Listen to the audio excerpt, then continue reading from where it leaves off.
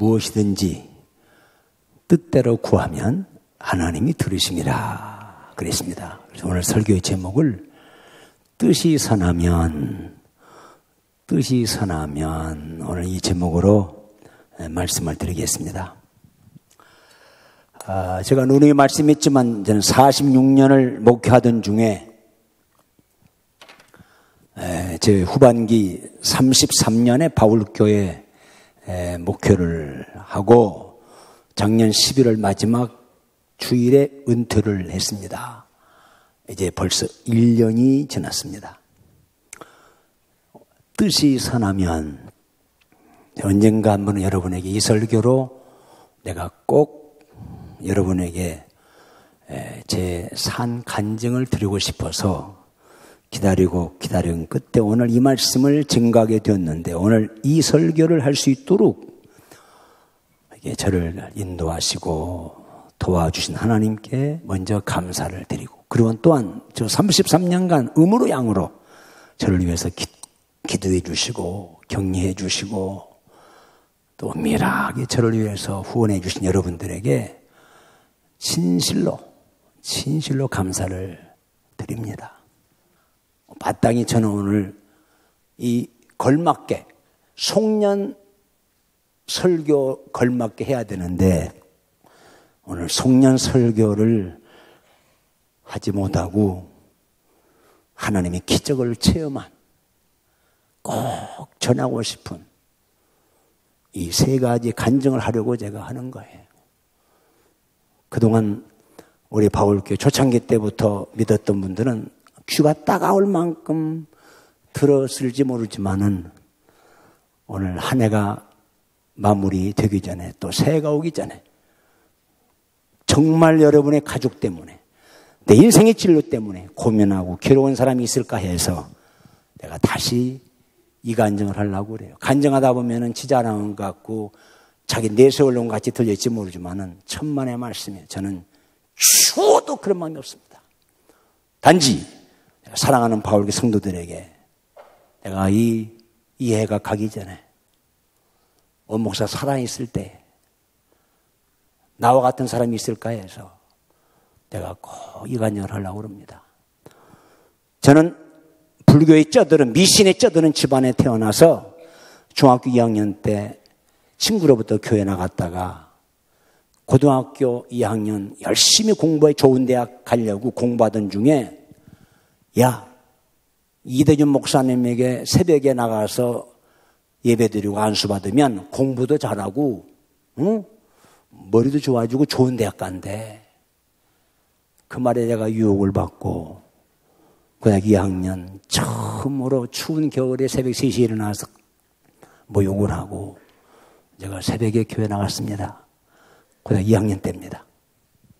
그때 목사님이 안식기도를 하는데 나도 모르는 사이에 온몸이 뜨거워지면서 얼마나 막 가슴 치면서 회개하고 기도하다가 세미한 음성을 들었습니다.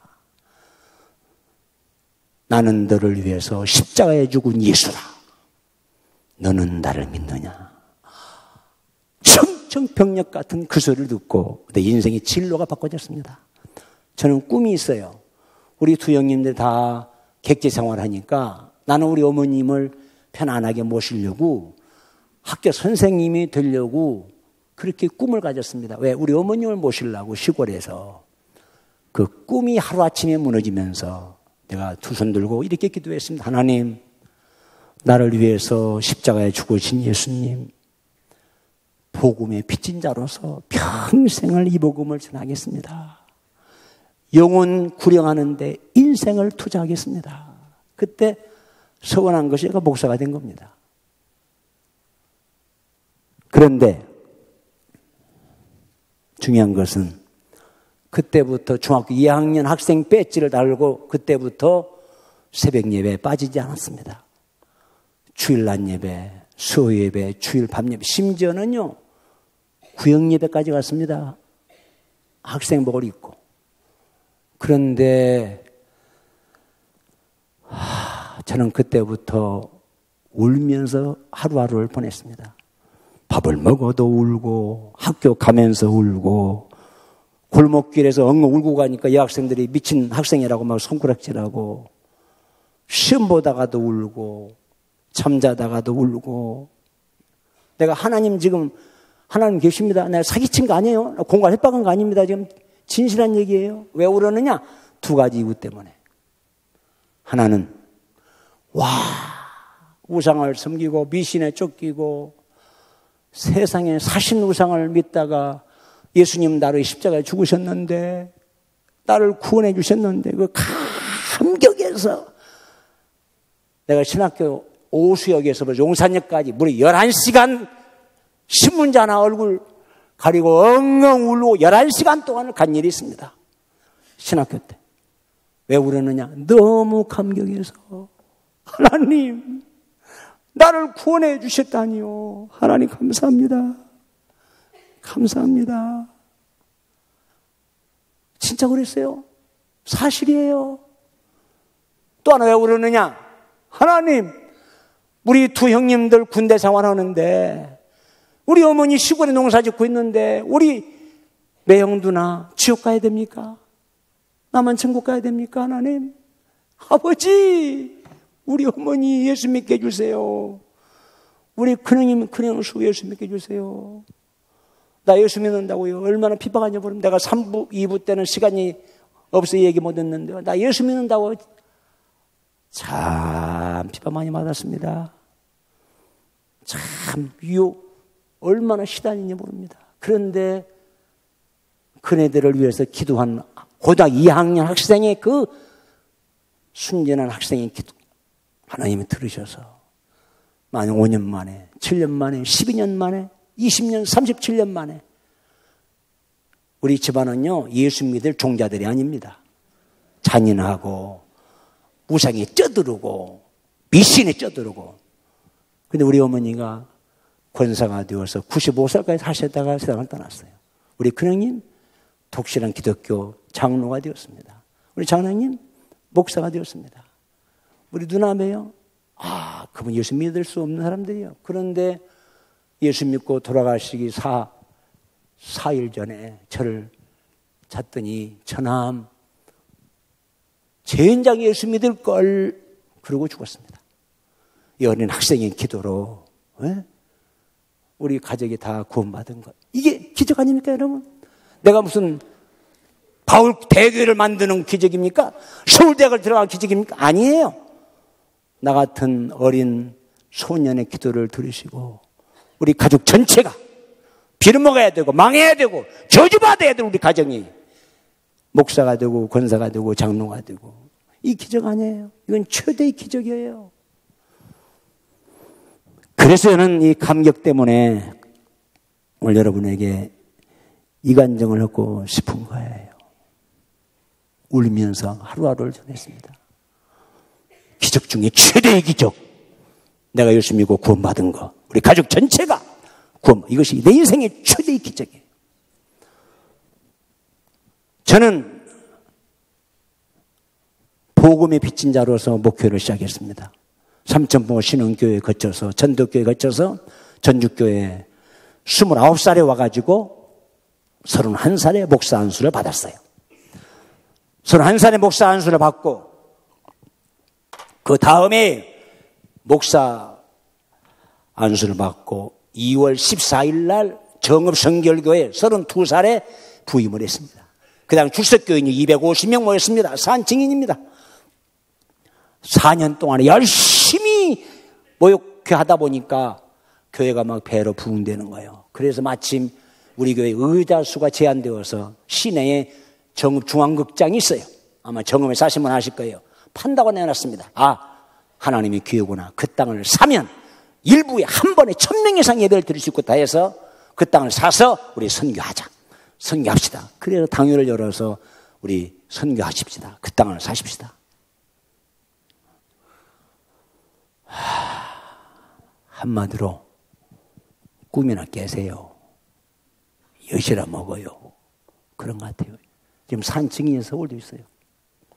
그래서 그분들이 철저히 반대했습니다. 그날부로 6일간의 작정기도 했습니다. 하나님, 내가 이네들하고 선교하는 교회를 만들어야 되겠습니까? 뜻이 어디 있습니까? 그래 6일 동안 기도하고 딱 사표내버리고 당시 450명 모인 교회를 버리고 바울교회에 온 거예요. 산 증인이죠. 우리 김근남 장로님 저분이 산 증인이에요. 내가 학생들 중등학생 다 합쳐서 35명 우리 왕건사님도 여기 계십니다. 35, 6명이 모였으면 전부 다 모였을 때 여러분 피를 토하는 우리 교회는 선교사 파송합니다. 우리 교회는 선교하는 교회가 될 거면 우리는 보조받지 않습니다. 같이 죽고 같이 먹고 우리 교회는 선교할 겁니다. 그랬더니요 우리 김 장로님 김규남 장로님도 아멘 안 했습니다. 내가 알아요. 콧방 느낀다고 그랬을 거예요. 왜냐 아니 보세요. 전주 수천 명 모인 교회 선교사 파송도 안 하는데 이제 새파란 36살 먹은 목사가 와가지고 선교사 파송합니다. 누가 아멘 안 하는 게 원칙이지. 저는요 그때 그 모습을 보고 담요 한 장 가지고 강단에 올라간 겁니다. 하나님 나 선교사 파송하고 선교하는 교회를 이루려고 안정된 정음교회 버리고 이곳에 왔습니다. 그런데 선교하는 교회를 만난다니까 아멘도 안 하네요. 콧방 느낍니다. 하나님 말에 대한 책임을 질 수 있도록 선교하는 교회, 선교사 파송하는 교회 만들어 주시옵소서. 내가 거짓말 아니라요. 초창기 때 거의 우리 집에서 잘 앉았습니다. 교회 담요 한 장 가지고 올라가서 밤새 그 기도했습니다. 그리고 정읍교회에서 사례금, 퇴직금 준 걸로 9인승 봉급버스 타고 만 4년간을, 딱 4년간을 11시 5분 전까지 이 집 저 집 다니면서 교인들을 새로 나르면서 내가 바울교회를 목회했습니다.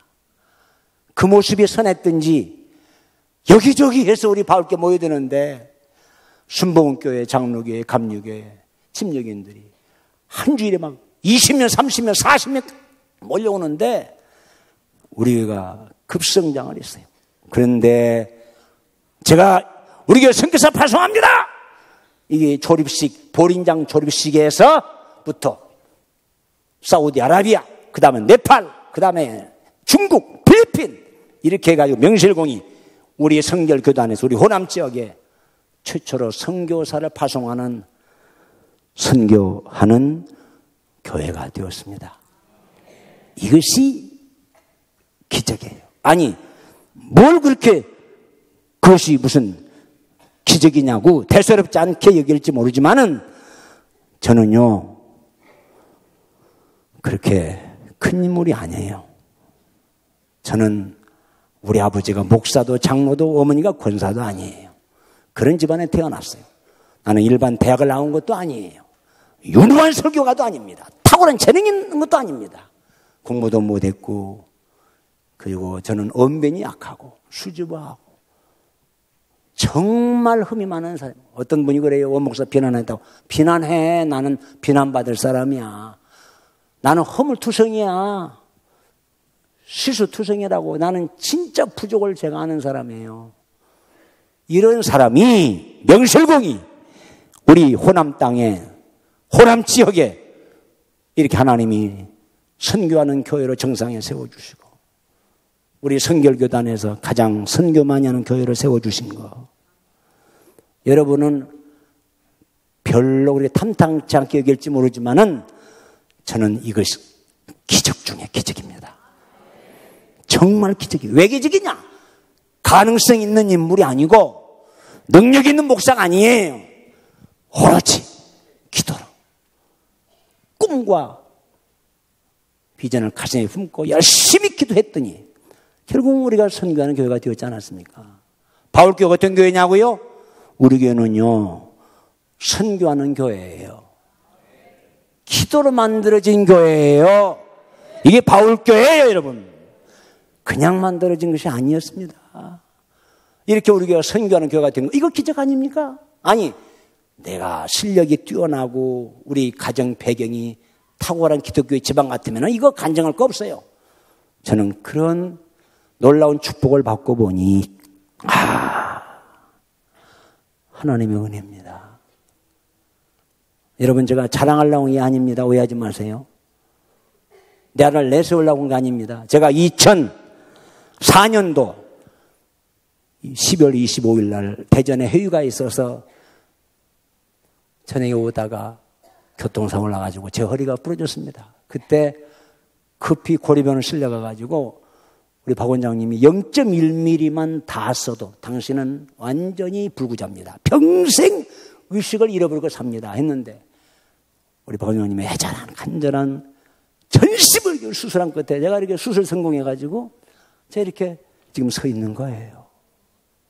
그때 보험금 5,200만 원이 나왔을 때 광주 바울 지교회를 세웠습니다. 그리고 만 6년 후에 우리 집사람이 때 아닌 유방암에 걸렸어요. 와, 이게 무슨 하나님의 뜻인가. 우리 집사람이 오늘 1년 만에 처음으로 이겨왔습니다. 유방암에 걸려서 보험에 든 것이 5,200만 원이 또 나왔어요. 그걸 가지고 경남 함안에 함안 바울 중앙교회를 또 세웠습니다. 여러분, 내가 이거 자랑하려고 한 게 아니에요. 날 내세우려고 한 거 아닙니다. 오해하지 마세요.